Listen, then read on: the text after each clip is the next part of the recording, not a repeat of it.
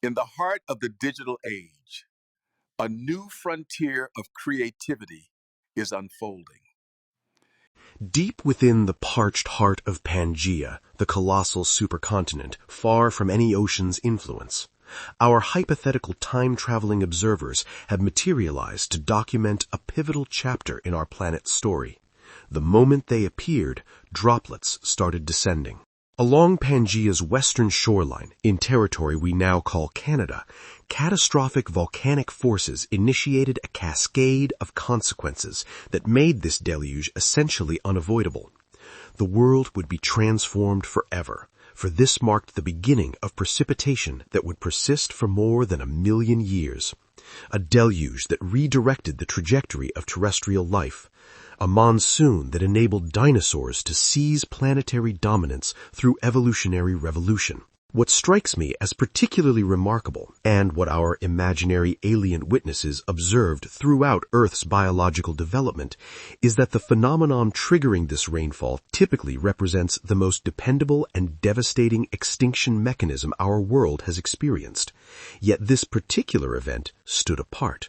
One that demonstrates the butterfly effect at its most extreme magnitude. Consider, if a butterfly's wing movements can generate a cyclone 1,000 miles distant, what consequences follow from an eruption 100 times more powerful than a supervolcano? Come with me today as we explore how a catastrophic occurrence 230 million years in the past actually amplified Earth's biological diversity and fast-tracked dinosaurian evolution. Understanding along the way how Earth's grand cycles show us that combusting fossil fuels drove climate transformation long before industrialization began. Pangaea represented the most massive landmass Earth has witnessed by considerable margin, a distinction unlikely to ever be surpassed, considering it equaled every modern continent combined. This immense scale created interior regions drastically isolated from maritime weather patterns, consequently experiencing minimal precipitation, which encouraged adaptation in organisms requiring reduced water availability. Throughout this arid epoch approximately 300 million years ago during the Carboniferous era, numerous species appeared that remain significant today, such as dragonflies, millipedes, and arachnids. During this time frame, the diapsids underwent explosive diversification, a classification encompassing lizards and serpents plus archosaurs. Perhaps that term is unfamiliar, but you definitely recognize what this category includes: crocodilians, avians, and absolutely, ultimately, dinosaurs. However, we'll return to those momentarily. If you've watched our earlier episodes exploring ancient Earth, you understand it was a chaotic and merciless place, with approaching dangers from every direction, and from above and beneath as well. Though asteroids colliding with the surface make better Hollywood material, it's underneath the surface where genuine peril exists and has perpetually existed. And here we'll discover explanations for what generated a 1,000,000-year tempest. We inhabit an incredibly thin shell that is so shallow that if Earth were depicted by the complete Lord of the Rings literary trilogy, the stratum containing all recognized life throughout the cosmos would occupy merely a single page. Below, superheated columns ascend from the core, expanding as they rise and forcing liquefied magma upward against the delicate crust. These massive columns penetrate the crust wherever they encounter it, totally disregarding continental boundaries, where Earth's contemporary volcanic activity concentrates, such as the Pacific Ring of Fire. These columns can discharge magma at ground level for beyond 1,000,000 years in events called flood basalt eruptions. These eruptions connect to the most catastrophic extinction episodes throughout Earth's timeline and are the likely catalyst for history's most devastating extinction occurrence, the Great Dying, where oceanic temperatures climbed to 40 degrees Celsius. Despite life's evolutionary capacity, estimates suggest beyond 99% of every species ever inhabiting Earth have perished. Naturally, you cannot precisely evolve away from a Mount Everest-sized asteroid moving at 20 kilometers per second. But these volcanic mechanisms, though more gradual and considerably less spectacular, can inflict far greater destruction across extended periods. Proof of flood volcanism is distributed worldwide today. These flood basalt eruptions produced enormous, unmistakable expanses of terrain like the Siberian traps in northern Russia, the Deccan traps in western India, and the Wrangellian Large Igneous Province, or LIP, throughout Canada and Alaska.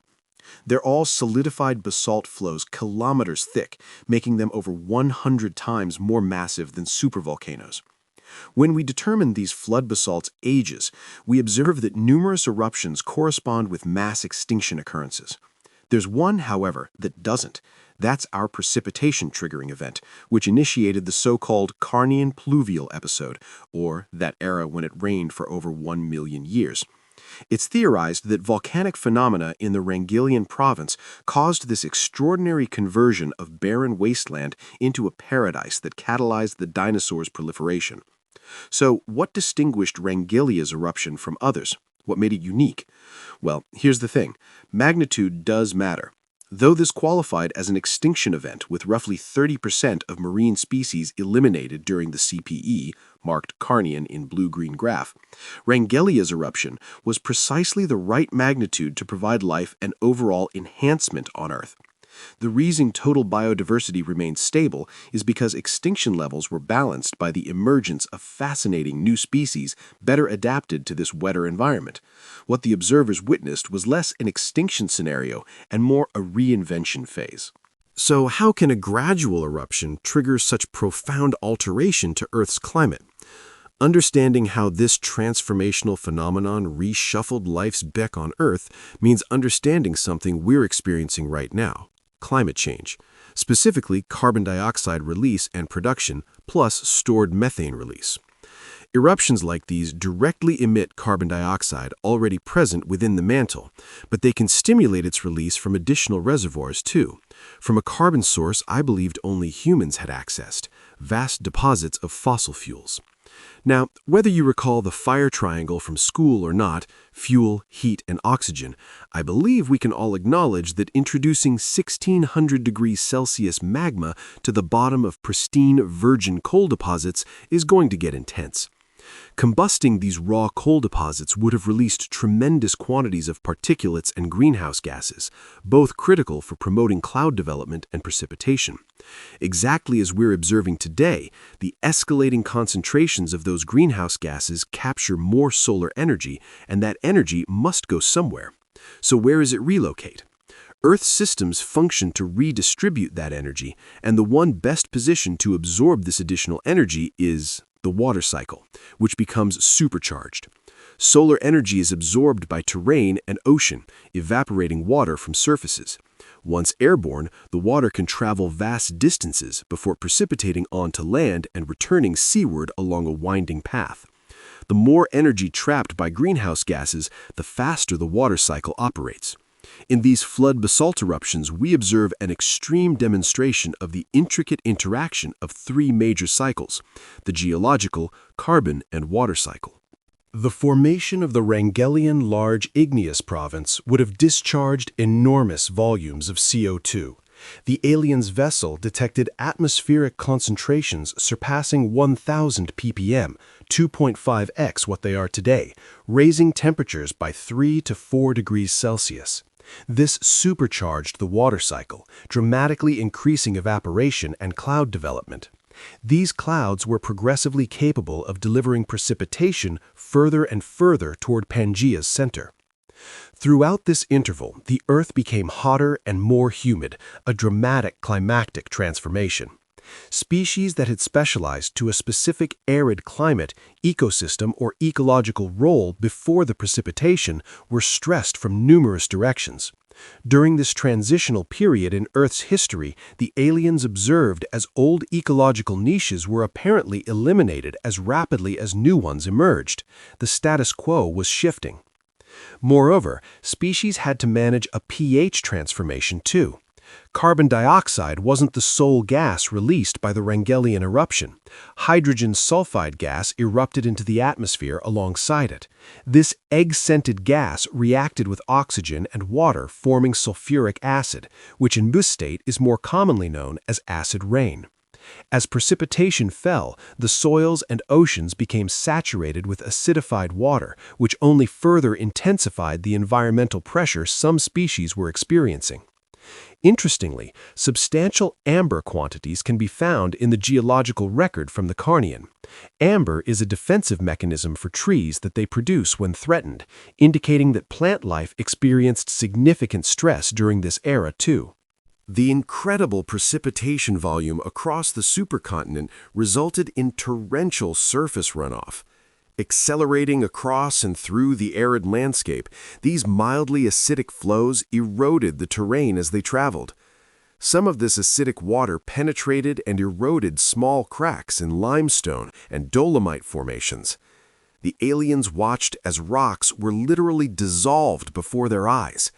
Over time, complex new cave systems were established, like Britain's Triassic caves, carved from Carboniferous limestone, Titherington in Gloucestershire, which provided yet more distinctive habitats for life to colonize. Eventually, the flow reached the ocean, transporting the eroded rocks and minerals into the sea, further pushing the coastal ecosystems into uncharted territory. The marine species were especially devastated, and extensive areas became anoxic, meaning they lacked oxygen, and severely acidified, which wasn't suitable for the existing ecosystems inhabiting those zones.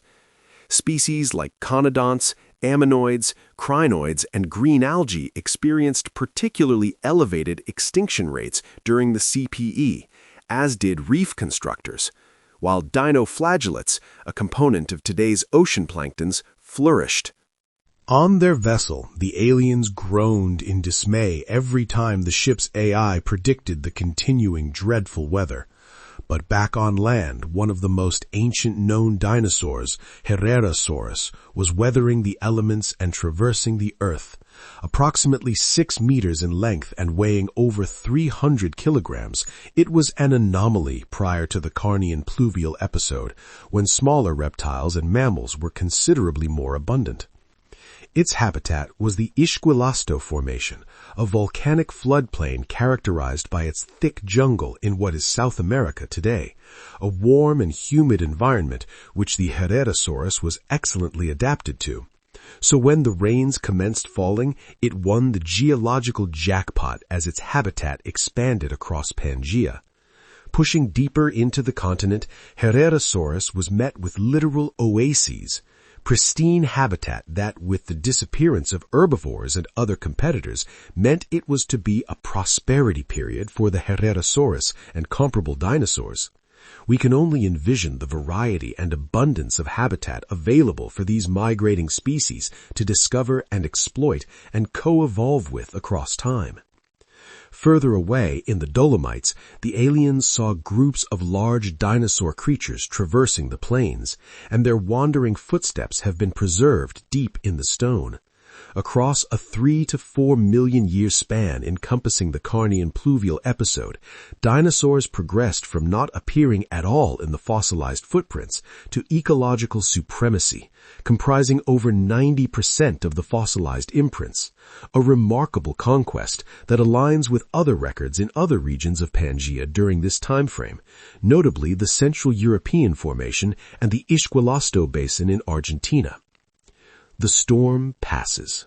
The 2 million year interval spanning the Carnian Pluvial event left its impression in permanent ways, forever altering the trajectory of life on Earth as well as the movement of water across and through its surface.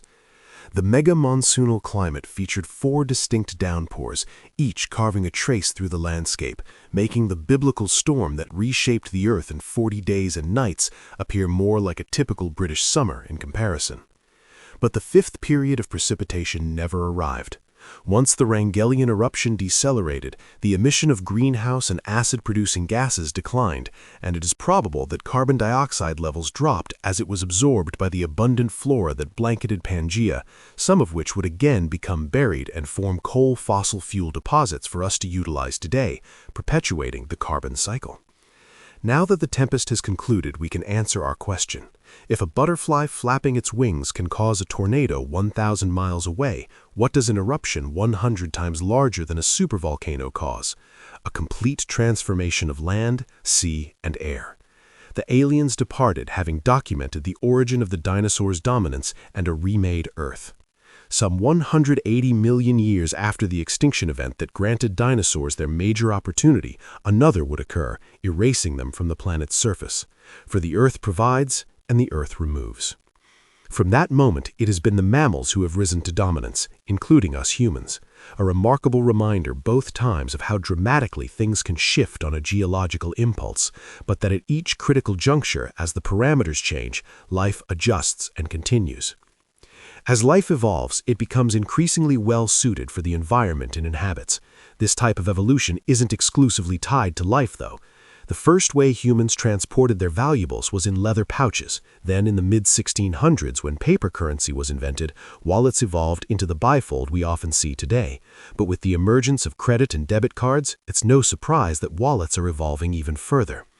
Today's video is sponsored by Exter, a company dedicated to creating wallets and other products for the 21st century.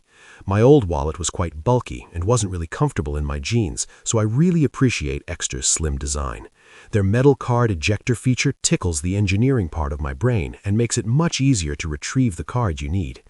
Exter's Card Holder Pro is also evolving. Its new model is manufactured using recycled aluminum, has a more ergonomic design, carries more cards, and can be upgraded with a tracker card that works with Android and the global Apple Find My network. It even alerts your phone if you move too far away. All in all, it's a really stylish wallet that comes in a number of different colors. You should give it a look, and by using my code ASTROM at checkout, you can get a boosted discount of 30% off select Extra products, or follow my link in the description below to see what they're offering. Thanks for watching. I was honestly blown away by all the incredibly kind comments and messages you've sent me, and by the numbers of you that signed up to the Patreon. Like I said in the replies to your DMs on Patreon, everyone here at the Astrum team is so grateful to have such an amazing community. If you haven't joined the Patreon party yet, we're still on our long-term 1,000 patron member drive, so you can go to the link in the pinned comment to become a part of that effort. When you join, you'll be able to watch the whole video ad-free, see your name in the credits, and submit questions to our team. Meanwhile, click the link to this playlist for more Astrum content. I'll see you next time.